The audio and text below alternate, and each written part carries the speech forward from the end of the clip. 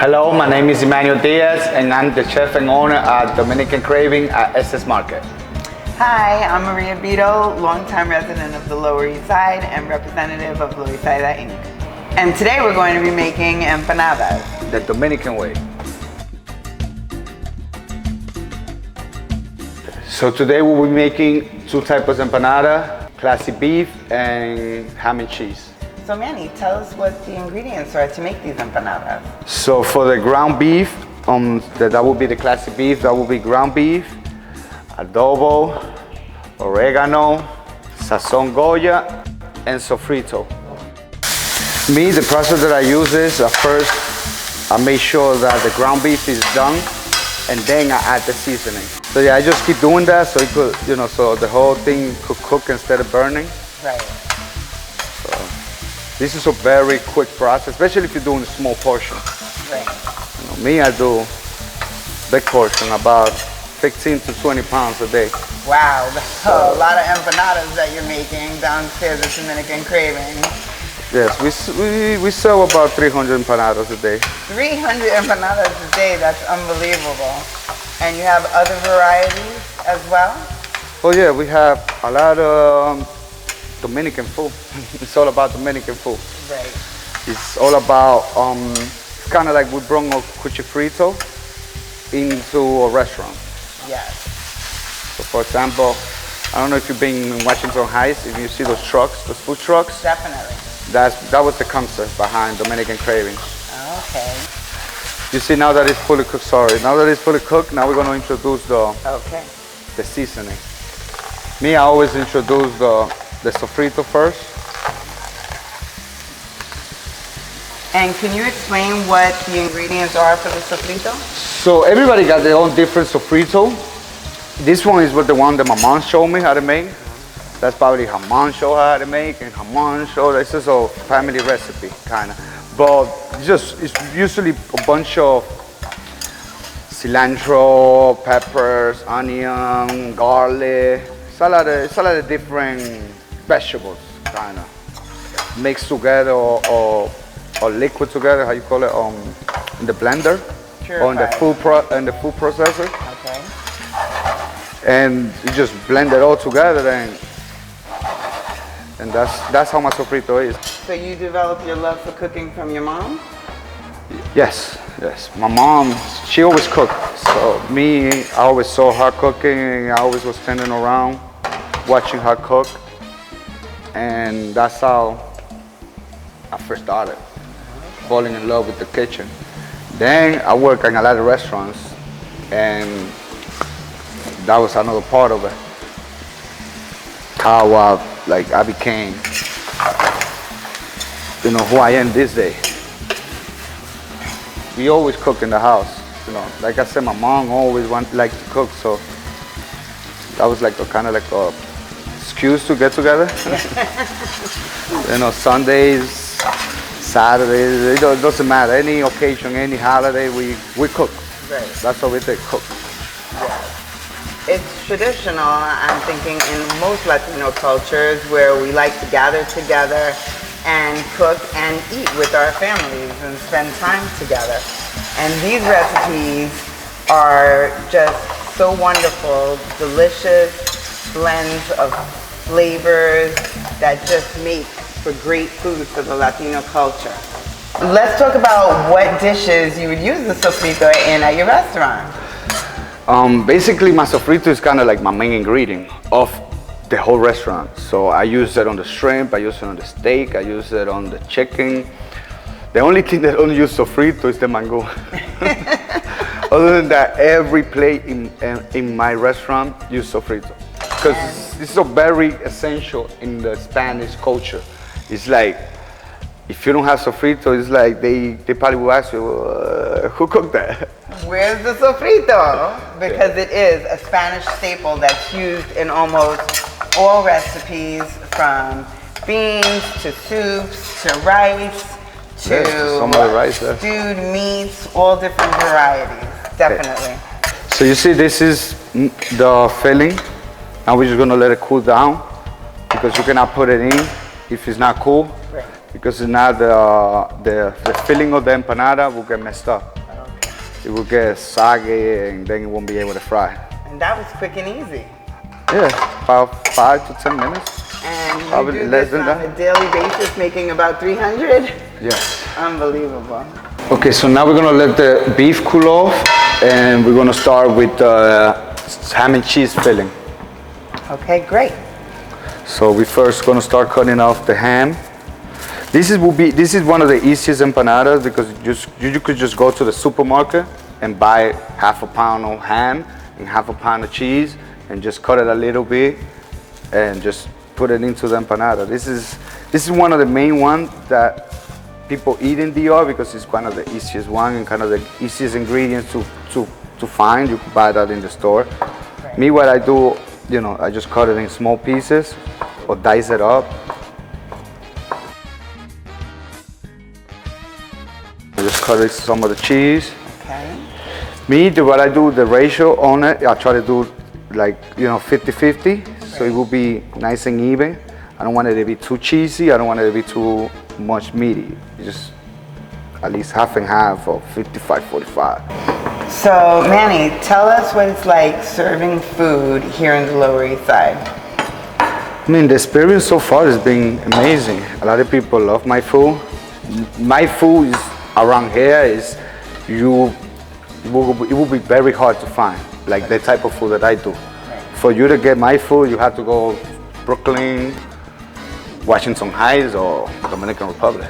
Right. Like that was the kind of like what I try to do. I try to bring something different to the neighborhood because it's not that much Spanish food. I mean, it's a lot of Spanish restaurants, but they don't focus on what I do.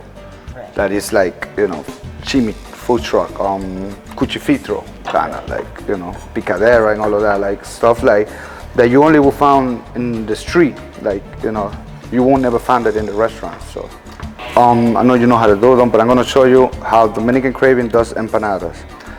So this is the way that my grandma and my mother showed me how to make empanadas. Okay.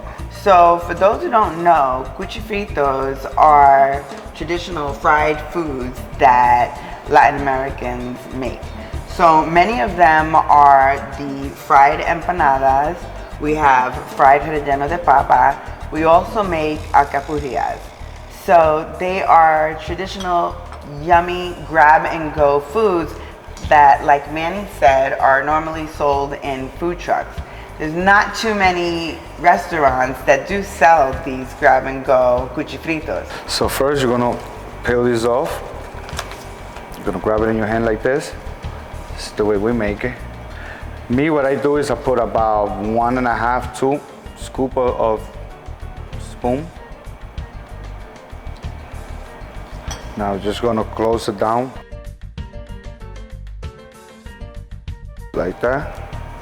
Me, what I like to do, I would like to put this hand right here so I could hold it down and it don't open up again. Okay. And with the fork, just go over the edge. I don't go too deep because if the deeper that you go, the crust is gonna be thicker. So you're just wasting kind of like the crust. Okay. Now we're gonna turn it around and just go around again. A lot of people do it different. A lot of people add water in the edges. Okay. Me, I don't. I think that's just a waste of time. I think my grandmothers did it that way as well. They would put the water, but like you said, it's just an extra step that's not really necessary. It's really not necessary. Yes, if the masa is soft, it's gonna stick. It's gonna bomb.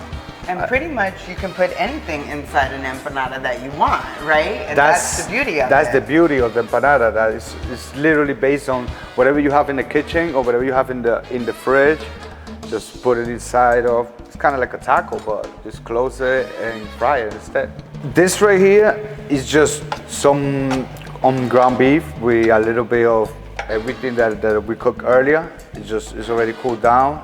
And we're gonna just the same process, about 2 spoon. We're gonna close it down, and we're gonna make sure that all is closed all the way. And this is one of the things that most kids end up getting the assignment, taking the fork and closing the empanadas. Closing the empanadas, right? yes. And that keeps kids busy and out of trouble and helping in the kitchen when you have to make a whole bunch of these for a large family. Especially on Christmas, Thanksgiving, all of those holidays. You know, the Spanish people like to cook a lot. Right, and eat. And eat, yes. Definitely. Okay, so now we're gonna fry some empanadas. So before we fry, you have to make sure that the oil is always hot. About 350. If you have a thermometer, I recommend it. So you can see that it's 350, about 350, 320, 340, 360, but not no more than that because then it's gonna burn. Okay. It's gonna be too, the crust is gonna be too crispy and the inside is not gonna cook. Oh, okay. That's a good point to make. So, and another thing, if it's too cold, the empanada will get soggy. Then you will have too much oil. Oh, and we don't want that. You don't we want it to be perfect. So, but how I do is I don't throw it in. I just literally introduce it nice and slow. Oh, nice. Okay. Because like that, it won't splash. Right. So, when you put the empanadas, always make sure that you paying attention to it, because this process literally takes 2 to 3 minutes. And if you leave it more than 2 minutes, 3 minutes, it will be burned. And it will be very hard, like the masa. So this is not one of those recipes that you're allowed to put it on the stove and then walk away for a minute. No, that especially with empanada. So it's different ways to make it. So right now, the way I'm making it, I'm deep frying it. But if you put less oil, you have to, put it one side, make sure that it's done in one side, then you flip it. So it takes about, you could say, 3 to 4 minutes instead of 2 to 3 minutes. So when you deep fry, it fries quicker because it has more oil and you'll be able to flow inside the pot. So many Puerto Ricans migrated down to the Lower East Side in the 1940s. And what ended up happening is that they started saying in the Lower East Side, and since they had a Spanish accent, they started calling it their own Spanish slang term, which is Loisaida. So it's interesting how that name developed down here in the Lower East Side. When the Puerto Ricans moved down to the Lower East Side all those years ago, it was difficult for them to find traditional produce that they were used to finding from back home.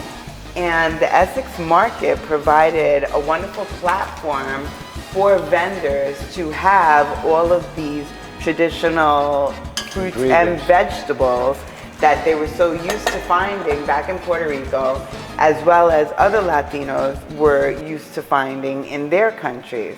They couldn't find them in regular supermarkets, but the vendors here at the Essex Market had the guineos, the plátanos, the jautía, and all of those fruits and vegetables that we're so used to having.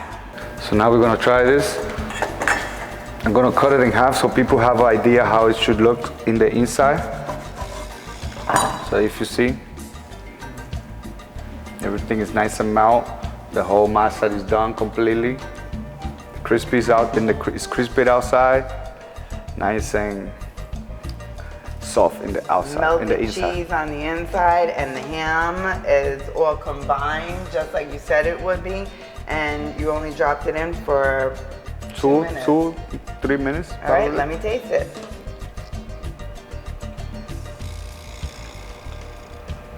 Delicious. I can see why you sell over 300 of these a day.